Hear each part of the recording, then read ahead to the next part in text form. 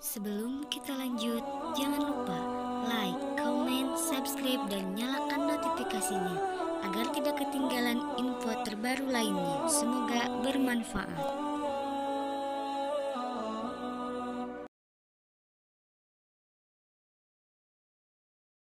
Dua Yohanes jauh Bapak aja. 2 Yohanes Cuma beginilah. Enggak, maksudnya begini, jangan pernah menafsirkan sendiri kitab orang menurut pemahaman Anda yang keliru, yang sesat gitu loh.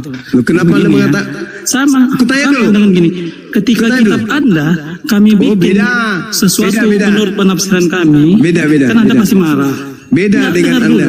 Dengar dulu. Enggak, sama dengan Anda. Anda kan sukanya orang yang berbicara, orang yang mengimani, Anda yang menafsirkan, gitu loh. Jadi, coba Anda baca itu. Baca itu coba. Ya, bilang baca. Enggak, bilang aja ayatnya yang mana? Itu dalam 4. Iya, ayatnya dari mana? Itu tuh, Yohanes. Iya, ayatnya dari mana? Yohanes. Yohanes. Bagaimana Anda mau lebih paham daripada kami? Kami yang ngajarin Anda. Udah nyata tertulis masih bertanya. Itu di mana? Bukan karena Anda diajarkan untuk memfitnah, untuk mengabaikan sesuai dengan logika Anda gitu loh. Dan itu dengar dulu. Dan itu memang kalau kita jangkau lebih dalam lagi, pemikiran memang orang-orang yang seperti Anda ini karena juga suka menafsirkan sendiri, makanya banyak Anda tafsiran yang tak jelaskan. Nah, oke, silakan Anda baca yang tadi. Ya, penyesat dan antikristus. Sebab banyak penyesat telah itu muncul untuk nabi di luar itu untuk nabi dan di luar pergi ke seluruh Israel, dunia, Bang. Yang tidak itu untuk nabi di mengaku luar bangsa Israel bahwa Yesus Kristus telah datang sebagai manusia. Itu adalah si penyesat dan itu adalah antikristus. Pertanyaan penyesat saya, itu Bang, nabi dengar dulu. Pertanyaan saya, penyesat itu dalam iman Kristen. Jangan kau tuduh yang lain kalau penyesatnya itu adalah Anda. Jangan kau tuduh yang lain kalau penyesatnya Anda. Penyesat itu adalah mereka yang pergi ke seluruh dunia, yang tidak mengaku bahwa Yesus Kristus datang sebagai manusia. Tuh penyesatnya. Sekarang pertanyaan saya, ketika Yesus nanti datang, menurut saudara dia datang sebagai manusia atau datang sebagai Tuhan? Nabi yang menyesatkan di luar dari bangsa Israel, Bang. Nabi yang di luar dari bangsa Israel. Kok bicara Nabi ya? Iya, serius. Itulah yang Abang kan menceritakan yang menyesatkan. Nabi yang menyesatkan di luar dari bangsa Israel. Ada datanya, gitu loh. Coba baca 2 Yohanes, itu bicara Nabi atau bukan? Kok doa? Oke, nanti kalau saya jelaskan Anda terima ya. Saya terima kalau sesuai dengan data, kalau tidak enggak. Kalau gitu Anda bilangnya saya terima jika menguntungkan iman saya, menguntungkan kitab saya gitu loh, karena Anda butuh pembenaran dari kitab suci kami gitu loh. Ini kitab Anda berbunyi loh seperti itu. Iya, saya paling tidak suka orang yang bodoh sombong. Paling anti saya. Kitab Anda sendiri yang mengatakan itu. Sama orang bebal dan belagak tahu. Oke, baik, kita diskusi berdua ya. Bahas ini ya. Boleh ya? Yang lain diam. Biarkan saya dengan orang sombong ini. 2 Yohanes 1 nomor 7. Sebab banyak penyesat telah muncul dan pergi ke seluruh dunia, yang tidak mengaku Yesus Kristus datang sebagai manusia. Saya ulang lagi. Menurut saudara, Yesus datang nantinya sebagai manusia atau sebagai Tuhan? Sebagai Tuhan. Dia anak manusia dan dia Tuhan.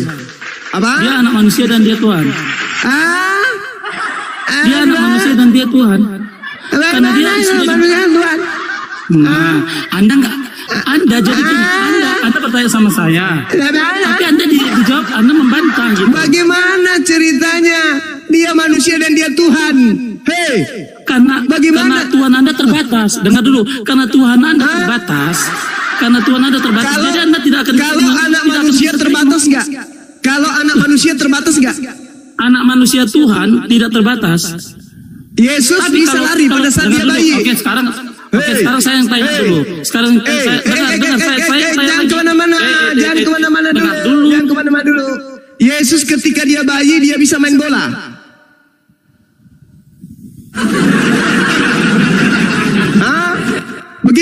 Begini wajahnya kalau orang sudah gila gini. Yesus ketika bayi dia bisa main bola. Anda selalu mengatakan kalau di room jangan bawa kebencian. Anda bawa kebencian. Saya tidak sedang membawa kebencian. Saya menyatakan sesuatu yang real. Saya menyatakan sesuatu yang real. Tidak sesuai perkataan sama perbuatan. Bisa tidak Yesus ketika bayi main bola? Tidak. Terbatas enggak? Terbatas enggak? Apa? Terbatas enggak? Dalam dia di situ tidak menggunakan kekuasaannya yang sepenuhnya gitu. Ada ayatnya. Udah, kamu turun. Saya jijik lihat mukamu. Turun. Mukamu bikin muntah saya lihat mukamu.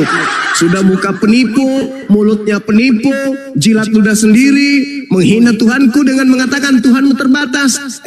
Tuhannya si bayi nggak bisa main bola. Jilat ludah sendiri. Tuhanmu jadi bayi ya terbatas lah. Makanya kurangi makan tikus. Jangan terlalu banyak makan tikus. Kau katakan Tuhanku terbatas. Giliran Tuhanmu jadi bayi bisa main bola. Gak bisa. Kenapa gak bisa? Ada batas. Sakit ente. Dengar ya teman-teman. Kitab Anda sendiri yang mengatakan banyak penyesat telah muncul dan pergi ke seluruh dunia yang tidak mengaku bahwa Yesus telah, tidak ada kata telah di situ ya, itu hanya sisipan, bahwa Yesus Kristus datang sebagai manusia. Tanya Kristen, Yesus datang sebagai apa? Sebagai Tuhan. Nanti ketika menghakimi sebagai apa? Sebagai Tuhan. Berarti Anda tidak menerima dia datang sebagai manusia, tapi sebagai Tuhan. Anda penyesat, Anda antikristus. Jelas itu dalilnya. Makanya Yesus mengatakan, enyahlah daripadaku, kalian semua adalah pembuat kejahatan, aku tidak mengenal kalian. Dalil? Dalil begitu. Yesus datang sebagai manusia lah Bang Juma. Oh berarti bukan Tuhan. Tapi sebelum dia sebagai gelarnya Tuhan. Berarti Anda pembohong. Kenapa orang pembohong? Kan gelarnya itu Tuhan. Malaikat mengatakan dia adalah Tuhan. Masa Bang Juma manusia biasa masih bau kencur lebar. Bukan. Ini malaikat. Dalilnya Malaikat. Sebab banyak penyesat telah muncul dan pergi ke seluruh dunia yang tidak mengaku bahwa Yesus Kristus datang sebagai manusia. Itulah si penyesat, itulah antikristus. Yesus datang sebagai apa? Datang sebagai manusia. Datang sebagai manusia. Iya. Apakah gelarnya Tuhan? Gelarnya Tuhan. Itu aja kok ngerti. Yesus ini gelarnya Tuhan, datang sebagai manusia. Yes. 2 Yohanes 1 ayat 7. Tidak ada umat Kristen yang tahu ayat itu. Lain di praktek. Kenapa? Bang Juma karena tidak beriman kepada Tuhan Yesus kami. Maka kalian paksakan sampai menangis darah. Kalian menolak Yesus. Ini gimana ceritanya? Ada orang berkata ini adalah emas, tetapi dia adalah batu. Bagaimana itu? Anda mengatakan Yesus manusia. Apakah Kristen menyembah manusia? Sebagai. Apakah Yesus menyembah manusia? Kami menyembah Tuhan. Penguasa. Kami menyembah Tuhan penguasa. Tapi Tuhan kami nama itu Tuhan Anda siapa? Sebagai manusia. Salah rupanya seperti itu. Berarti kan Tuhan kami itu mampu melakukan apa saja pun. Berarti betullah dia berkuasa. Tapi kalau dia hanya benda doang, gak bisa bergerak kemana-mana, dia hanya di satu kota, itu bukan penguasa. Tinggalkan Tuhan seperti itu. Tuhan kami berkuasa, mampu datang. Firman-Nya sebagai manusia. Oh itu pasti. Setelah dia datang sebagai manusia, dia berkuasa. Masih berkuasa, bisa menghidupkan orang mati, bisa menyembuhkan pendarahan 16 tahun, air menjadi anggur. Apalagi banyak itu mujizatnya suatu dia. Dia berjalan di atas air, membangkitkan orang mati. Nabi siapa bisa seperti itu? Nabi yang lain cuma satu mujizatnya. Pelan-pelan itu. Iya. Kalau Yesus, aku luar biasa kalau bicara tentang Yesusku. Bayinya dulu dong, pelan-pelan. Iya. Itu dia. Jadi Yesus ini datang memang sebagai manusia, tapi dia gelarnya Tuhan. Iya enggak? Tanya Bang Jamie dulu. Tanya dulu Bang Edward. Kalau dia Kristen pasti seperti itu juga jawaban mereka. Tanya Bang Jamie itu. Bagaimana Bang Jamie? Iya, waktu bayinya bisa main bola nggak?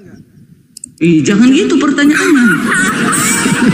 Di dalam keislaman Isa Al-Masih itu Yesus bisa dia berbicara baru lahir udah ngomong.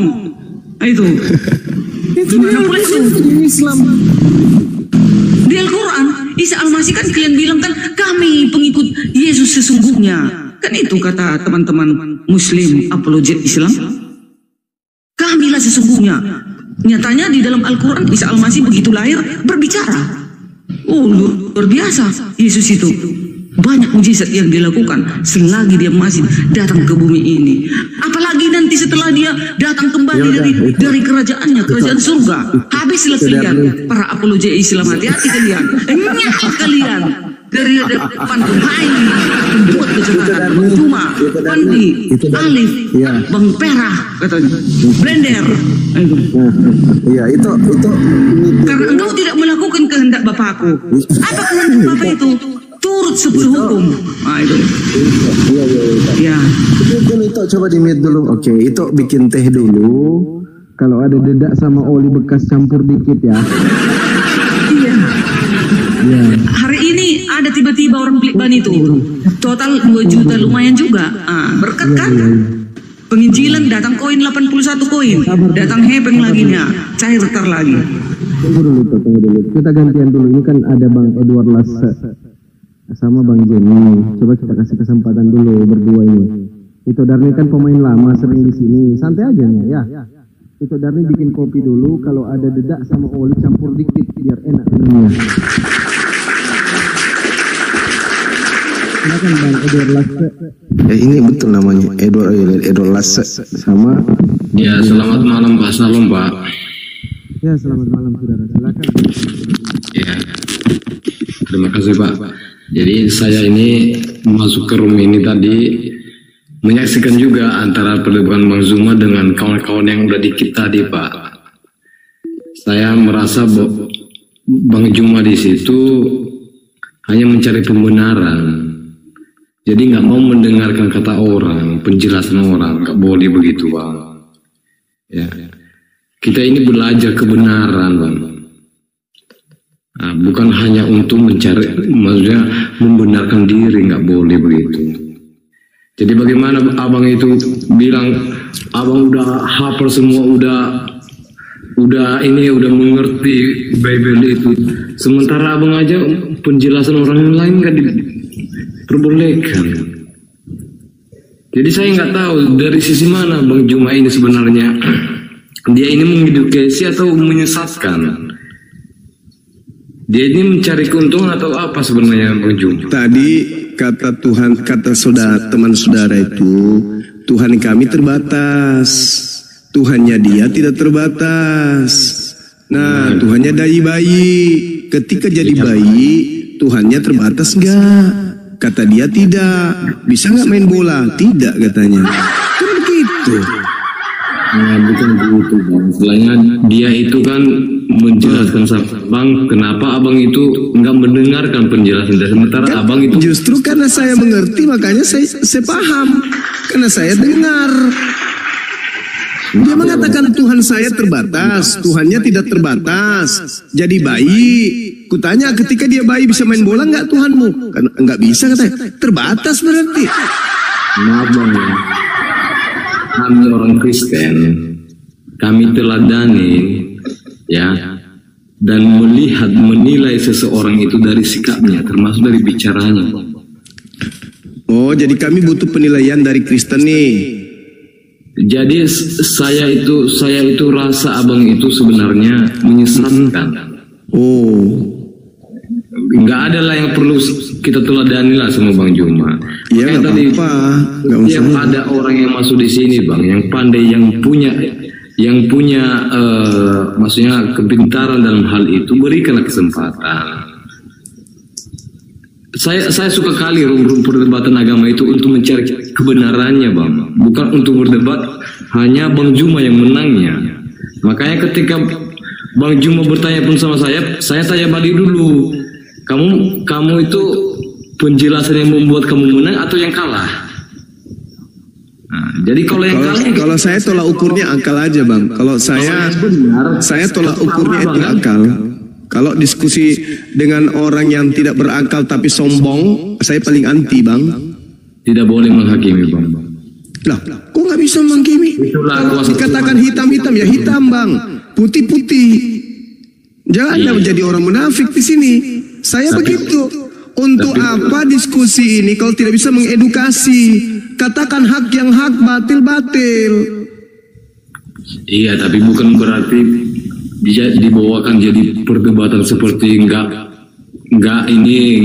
beraturan macam seperti abang tadi, toh. Maksud saya bisa berdebat itu, misalnya berikanlah kesempatan orang juga menjelaskan seperti apa penilaian dia, seperti apa perasaan tadi dikasih kesempatan menjelaskan. Enggak ada, saya ngomong sendiri deh. Saya menonton dari tadi, Bang, makanya saya itu ingin menjadi tamu, makanya saya masuk ke room.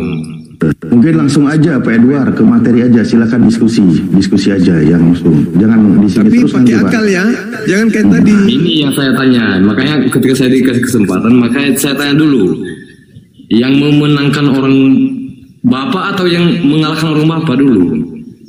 Maksudnya apa ini?